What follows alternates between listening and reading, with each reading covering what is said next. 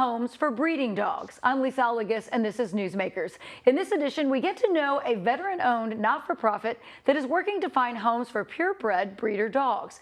It's an effort that comes as Missouri as a state has been renowned for having a high number of harmful breeders. We will also learn how purebred and specially trained dogs become a vital service animal for veterans through Heartland Canines. We begin our conversation with the founder and operator of A Dog's Dream in Neosho, Missouri, President Chris Fleming, and Executive Director Brody Pursley, who is also a Missouri Southern State University alum. Welcome to Newsmakers. Hello, Lisa. Thanks for having us. Thank you. We're so glad to have you. Firstly, I would like to thank you as veterans for your service and to our countries. But I want to know what prompted you to create this nonprofit called A Dog's Dream, and you were one of the founders. So tell us what motivated this. That's one of the things that breeders, they work to find homes for their animals. But there's so many people that are taking the easy route on using the term like rescue or saving, or we took the animal from a bad situation. And there are a lot of breeders out there that doesn't describe them. And so we wanted to be able to help them find homes for their animals that have been fantastically taken care of their entire lives, and let them be adopted to people who just want an animal, not a story. Yeah. For years that I've covered the news in the area, there have been a lot of laws created to try and, control the breeding situation. We can't avoid mentioning that Missouri has been given a bad reputation for dog breeders. For the 14th year in a row, Missouri topped a 2026 Horrible 100 list of puppy mills from the Humane World for Animals, formerly the Humane Society of the United States. 31 operations were listed in Missouri, which has a lot, 3 in our region. So Chris, I know you know this issue. You've done work on the state and national level. Tell us, how do you know if you're dealing with reputable breeders, and what do you think of kind of some of these lists that they come absolutely. out with? And context matters. Missouri is one of, if not the largest state for the concentration of breeders. So obviously with more breeders, you're going to have more inspections, and you're going to have more, non-compliances. And I don't want to take away from the fact that it does have a terrible reputation. And there are some breeders that need to be taken care of, and nobody wants an animal to be abused. Nobody wants animals to live in poor conditions. And that's some of the work that we're trying to do, is to tell the stories and tell how to find a good animal. Yeah. That list isn't it's not a ranking. It's not a government list of the worst of the worst. It's a list created by a nonprofit organization from their rules or their criteria. And so and they use it again. They use it very well. What we do is, and that list is also created from repeat infractions. Some that are obviously terrible and need to be addressed, but things as light as administrative work. Somebody's forgotten to dot an I or cross a T on a particular piece of paperwork. And so what we do to ensure that these folks are doing a good job is use current information, for one. You use current inspection reports, look at their veterinary records, look at their veterinary reports, and then the condition. The animals don't lie about how they've been taken care of. So when we go out and we see the breeders and see the animals at their places, it's pretty easy to see do they want to interact with you? Are they happy? Is their tails wagging? Or are they cowering or in their fear? And those are things that you can tell pretty easily. You don't have to be an expert. Right. You don't have to be a foundation. You don't have to be trained in anything. Most of us have been around an animal one way or another, and we can tell pretty quick. Yeah. That's somebody that we don't need to be around, or that's somebody that's wanting to see us. Yeah. And those are the quick and easy ones. That's some of Brody's team. What he does is to make sure that, hey, we want to make sure that the physical, not just the physical health of the animals, but their mental health, their behavioral health, and their social health is all being taken care of. So let's break it down for us, how your charity works. How are the dogs brought to you? Are they surrendered, purchased? Brody, talk about the process of getting these animals. Well, the breeders that we partner with are, like Chris said, they're professional, they're responsible, they're compassionate. They want to extend the lives of their animals in their care, and they take very good care of them as it is. So part of our partnership agreement is once their dogs reach the end of their breeding cycle, they enter their retirement phase. So, and that's usually 1, 2, usually 3 tops breeding cycles. So they don't want to overdo the dogs. They don't want to use them specifically just to pump puppies out. Right. They really want to take care of the health and the welfare of those animals. So we partner with them once they reach that retirement age, they relinquish them to us. They take care of the medical, vaccinations, dental, spay and neuter. So by the time the dogs get to our facility, they're good to go to be adopted. That's when we take over and really put in the time and the effort to bring these dogs the proper enrichment, training, socialization with other humans, our staff, other breeds of animals, other breeds of dogs.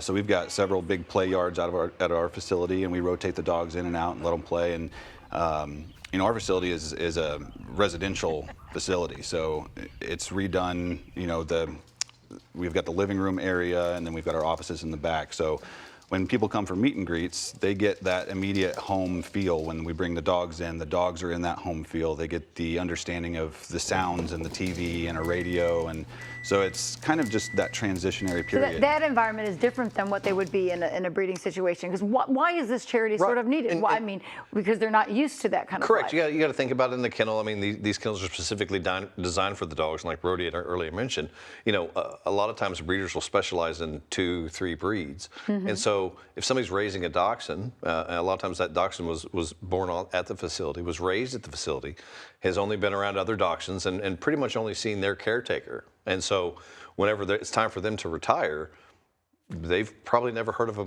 microwave beep or a vacuum cleaner run.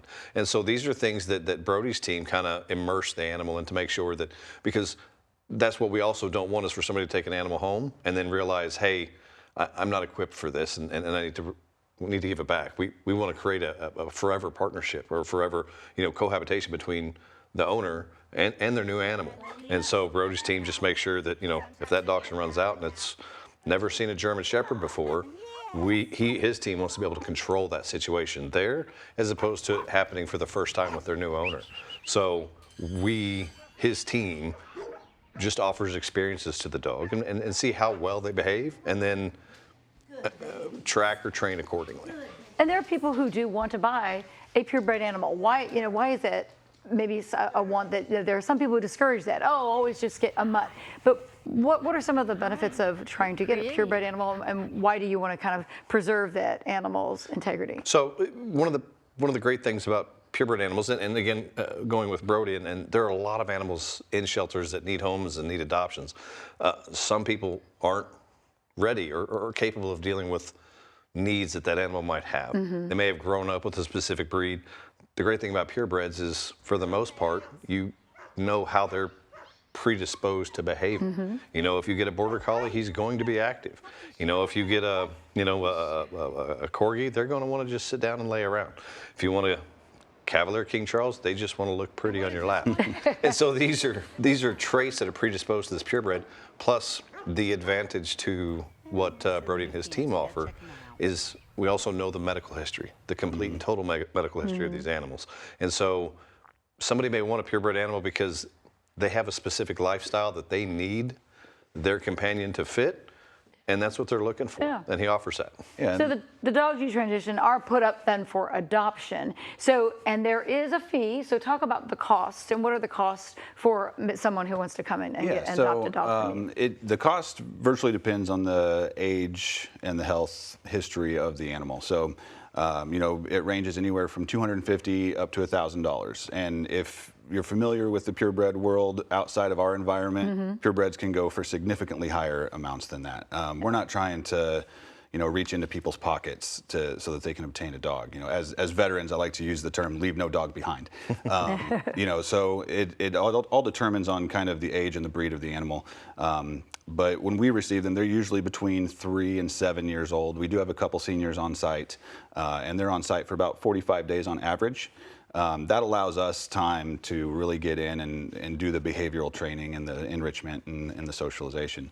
So that's kind of how we break down the cost. And the adoption fees, you know, it's a donation, marked as a donation, but the specific fee levels are there. And that doesn't necessarily support your organization fully, so you do have fundraisers. So tell us about what you've got coming up. Yeah, although the adoption program is fantastic, and we do love moving dogs, you know, to loving homes from loving breeders, it doesn't fully sustain the operation. So we really do rely on the public as well for donations and funding. We have a really cool fundraiser coming up in September, Cruising for Canines. It's our second annual.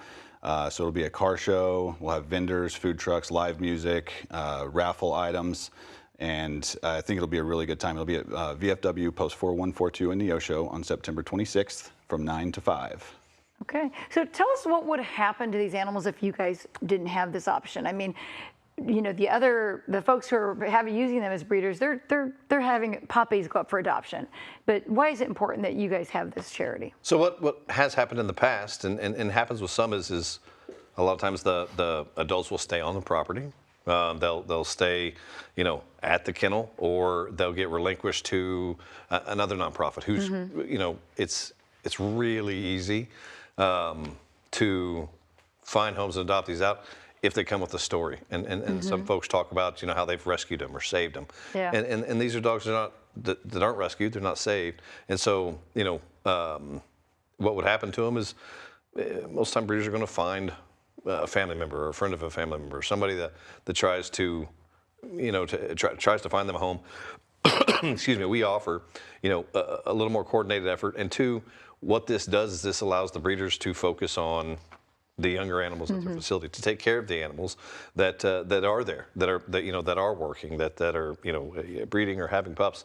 They're not having to worry about the ones that are no longer part of the program. Brody's team can take that and find them home. So we really offer that extension because at their heart, the majority of breeders are just hardworking farmers. They're not salespeople. They're not, you know, they're not, online advocates operating YouTube channels. Are people who wake up in the morning, want to do chores, take care of their animals, eat lunch, repeat, watch the news, and go to bed. And so selling, putting themselves out there is not something they're comfortable with. Yeah. That's where Brody's team comes in. How many litters would one of these animals have had? And you know, they are kept in healthy condition. Is it? Yeah. Give us an idea. So typically, you know, I mentioned before, usually up to about 3 litters. They don't want to overextend the dog. They don't want, you know, if there are complications, you know, normal, unforeseen complications with any of the litters up to that point, they do go ahead and stop at that point and retire those animals. Yeah, it really does vary. It's just like Brody said. I mean, if you've got somebody that's not a good mom, after her first litter, he's going to see them. So he's going to see dogs, like you mentioned that before, up to 7. Yeah. They're going to run anywhere. You're going to find breeders, or you're going to find purebreds there that haven't had a litter. You know, we're always working with folks to say, hey, this is a better option. That's another great thing about this program, is the fact that, you know, those folks that need direction or need help or don't exactly know, you know, kind of the right way, we offer that educational component to go, hey, let's not breed them so long. Let's start, you know, making it a little younger, making your kennel healthier, and making your job easier. How can someone go about visiting the animals at your place, and what's the process for them if they're interested in adopting? Yeah, it's fairly simple. You can check out our website at www.adogsdream.org. All the dogs that we have up for adoption are listed on our website, as well as Pet Finder and Adopt a Pet. You can give us a call. You can shoot us an email. We'll set up a meet and greet if you find an animal that you are interested in. And during that meet and greet process, we do recommend that if you have other family members in the household, any other animals or dogs in the household, you can bring those out as well to see if that's going to be a good fit. You know, and it may take 1 or 2 visits, you know, maybe more, just to acclimate and make sure, because adopting a dog is a responsibility. And, you know, so you want to make sure that's a good fit. So, yeah, you can send us an email. You can, you know, call us at the number listed on our website. It's also 417-346-9023.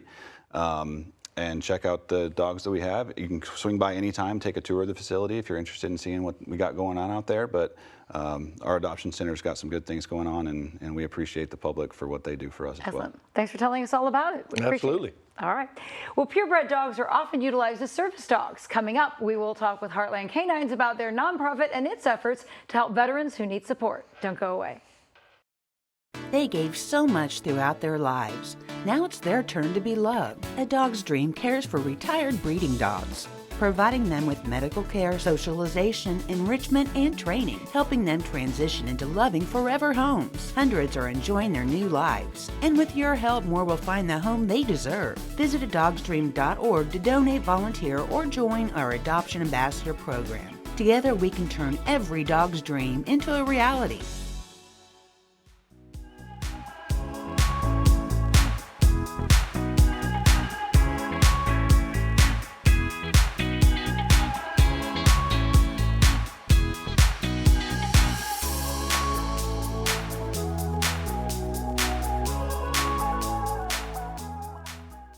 Welcome back to Newsmakers, where we are focusing on purebred dogs. Service dogs can be vital for veterans returning home from the battlefields of war, and a local nonprofit works to help connect the two. Joining our conversation today are Jimmy Burgess, current president of Heartland Canines for Veterans, and a veteran himself, and veteran Maddie Stratton and her service dog, Gunther. Jimmy and Maddie, thanks for being here, and thank you for your service. Thank you. Thank you for Appreciate having you both us. doing that. You both have service dogs, right? correct. So tell me some of the issues that you face, that others face, that are helped by having a service dog. Jimmy, let's start with you. It's pretty amazing. The way we look at service dogs is like a prosthetic. So if a veteran was missing an arm, they'd have a prosthetic arm. They're missing a leg, prosthetic leg. Service dogs work very similar to that, and there's a lot of people that can benefit from a service dog, whether it's PTSD and anxiety or mobility issues. It can kind of fill that void for a lot of the things that the veterans are needing. Yeah. So Maddie, talk to us about your dog. You have Gunther here. Yes. And he's a PTSD anxiety dog. Yes. So tell me what that means and what kind of, how he helps you. Absolutely.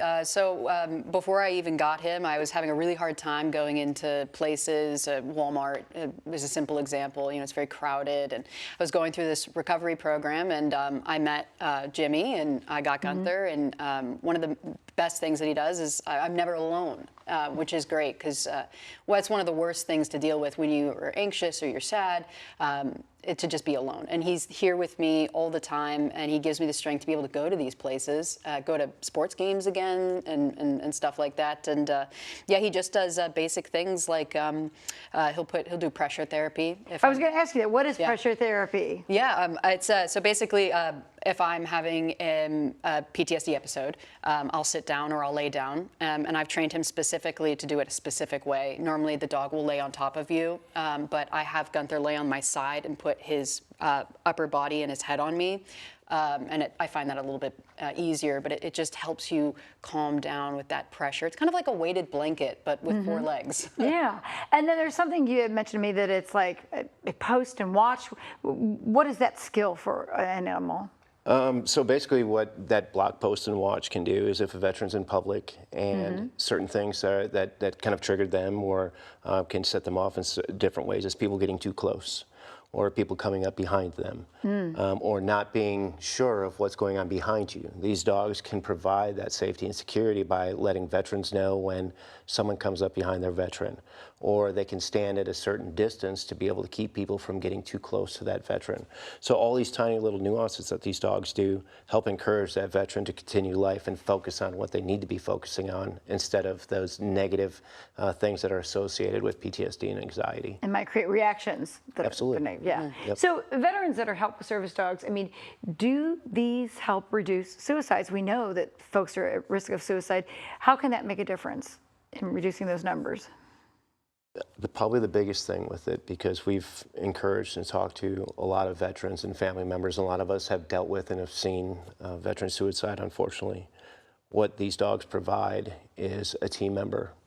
If I'm gone, who's going to take care of my dog? If I'm gone, how is this dog going to be able to continue forward? So having that dog there to say and redirect and say, you can't go anywhere because I need you, is one of the biggest ways that a service dog can help a veteran in that side of things.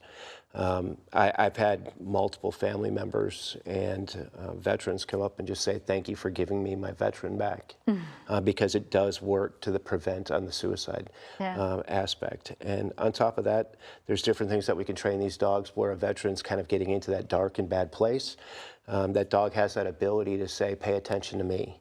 So we can teach and train certain facets for the dog to do, which is to get in the veteran's face and say, hey, pay attention to me, focus on this right here. And things like that are what is saving veterans' lives. Yeah. Maddie, you were nodding. Yes. So has the dog made a difference in that regard Absolutely, for you? And 100%. I mean, does it give you a purpose? And yes, 100%. I was actually one of those veterans that was greatly dealing with suicide, and it was all encompassing of my life. It was like a dark pit. But when I got Gunther, I remember the video I actually sent them when I I was doing the application. I was crying. I was in a really bad spot. And my mom actually even said, Gunther has given you back to us. became happy again. I started to joke around again, and he gives me the strength to move forward. And honestly, I don't know if I'd be here if it wasn't for him. Wow. So we were talking with a dog stream about life for breeding dogs, and they are, purebred dogs. You only use AKC registered dogs. Jimmy, tell us why it's important to have very specific dogs, and because this is serious training. Absolutely, and generally we do. There has been exceptions in the past, but the biggest reason we do is we understand then where that dog comes from. So it's much easier to trace like a family lineage, knowing that they're not going to face certain things like hip dysplasia or heart murmurs. And with us being a 501c3, all the money that we raise, we want to make sure that that money is going to go to a dog that we're going to make sure, as much as we can, that that dog's going to be able to have a good long life and not deal with those medical issues, because that would be one more burden we're really putting on the veteran, and we don't want to do that. So by working with those AKC registered dogs and breeders that we know come from good places, we can kind of recognize that that dog's not going to have trauma, which is a big thing. We want to be able to provide a veteran with a dog that's not going to react negatively in certain situations. And when we've worked with a lot of continued breeders over and over again, we know when we're going to receive, for the most part, as much as we can tell, a good dog that's going to be able to live a good long life, because it's not cheap to train a service dog. Yeah, talk about that. I mean, how much does it cost? And it takes time too. Yep, and well, national average is between $10,000 and $30,000 to properly train a service dog, and for us, it's right at about the 17,000 mark, 19,000 mark, and that's all through donations, that's all through grants, that's all through people giving. And with that cost and with that time and the amount of time it takes, we want to make sure that we're going to provide the veteran with the best possible dog that they can have. Give us an idea of the training, and is the veteran part of the training too at some point? Absolutely. For us, Heartland, we're not cookie cutter at all. There's a lot of organizations out there where a veteran will apply and they're like, here's a dog and go. Yeah. For us, we work with a ton of different breeds of dogs, everything from full-size poodles to golden retrievers, labs, Doberman pinchers. I mean, the list is quite long. What does it take to become a trainer? And do you need more of them? Patience, absolutely. So that's probably the biggest thing, is the amount of time and patience that's required to learn to be a dog trainer. You have to recognize that dogs have a mind of their own as well. So you learn different ways to teach that dog based on that dog and what's going to be trained for the veteran. And the process can take anywhere from 6 months to a year and a half. And, it all depends, again, on the need of the veteran. I mean, I've always found it amazing that a dog can sense like someone maybe having a seizure. Absolutely. And it seems profound that dogs can do that. So do you have a waiting list for the dogs? Both, actually. We do have a lot of veterans that are reaching out. We do have a lot of breeders that contact us and say, hey, we've got this dog available. But we don't want to just put dogs on shelves. Right. And that's where I was getting back to with the fact that we're not cookie cutter, is the fact that when the veteran reaches out to us, they tell us their needs. Maybe they're allergic to something, so we want to find a hypoallergenic dog. So that all that takes time. So it's kind of that right fit of the veteran saying, this is what I need. Then we go out and look and try and find that dog. Yeah. And because we don't want dogs just sitting around and not doing what they need to be doing. So these dogs are more than emotional support animals. Does it bother you when there are dogs out there with vests on that might not be truly trained? Does it kind of give service dogs a bad rap? I'll even cut you off. It drives me crazy. I've seen that time and time again. People just taking their pets out and stuff. I fully believe everybody should have a dog, but not everybody should have a service dog. Because it's just, or even represent the fact that their dog's a service dog. These dogs put in so much time and effort, and their veterans, in this case, put in a lot of time and effort. The last thing they should have to worry about is a dog that's out in public that's going to react negatively to them. Because then all of a sudden there's that added trauma that this dog, the next time it goes out and it sees another dog, are they worried about, is that dog going to react negatively to me again? So there's just, it's very disrespectful. And it's difficult to watch. We've all seen Aunt Flo at the Cracker Barrel feeding her Chihuahua French fries off the table, and it drives us all crazy. We do believe there should be better representation of protection for the veterans, for those of us with service dogs, as well as better education. For sure. Where businesses don't feel like they can't say something, or people feel like they can't Right. say something.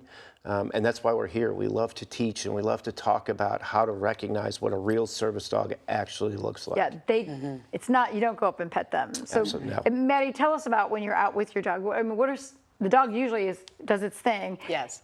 Doesn't engage. And what was that training like for you? And tell us about your experience in public with the dog. Absolutely. The training was really, it was something, honestly. It was wonderful to experience. And then when we finished the training and I was taking the dog, Gunther, out and doing things, I would always run into some problems. I ran into a couple big businesses in Fayetteville, where I'm from. And it's either someone who's not informed of, hey, this is a service dog, or like Jimmy was saying, someone will bring their service dog in and it gets into a fight with another dog. And then when I go with my service dog, they go, well, we don't allow service dogs in here because they get into fights. And it's like, well, okay, two problems with that statement. Service dogs they're well trained, and this is, he's technically considered medical equipment, I believe, so he needs to be with me. You can't separate a service dog from their handler. So, sometimes it's really hard, and I don't go back to those establishments because it's really embarrassing as well, because it's normally not done in a very quiet way, and it's out in the open. And then sometimes it's a learning opportunity, and I'll tell Jimmy, hey, this place had this experience, and then we'll reach out to the place and say, hey, we would love to train you guys if you want on how to handle service dogs and how to spot them. Yeah. So I know the Joplin Jailbirds are planning to be hosting the ballpark for Heartland Canines for Veterans, and that'll be July 25th. How can a partnership like this be a help? And, is fundraising very important for Heartland Canines? Yeah, it's so important. We love working with the community because not only does that give us an opportunity to raise money, but it also gives us an opportunity to educate and empower businesses and empower people to get more involved with service dogs, Heartland Canines for Veterans in the community, and being able to give back. To participate with us, it's easy. Just reach out to us. Find us on social media. Right now I'm working on our website. It's been kind of down, but we'll get it back up in no time. But it's just reaching out and partnering with us and seeing what these dogs can do for veterans and how they're changing their lives. Excellent. Well, thank you both for being here and sharing your stories. We appreciate your Thank you so much. You're working with the dogs. All right, you. thank you. That wraps up this edition of Newsmakers. If you have a dog, take care of it and come on out to the ballpark July 25th for Military Appreciation Day at Joe Becker Stadium with the Joplin Jailbirds. Thanks to our guests from A Dog's Dream and Heartland Canines for Veterans, and thank you for watching. Good night.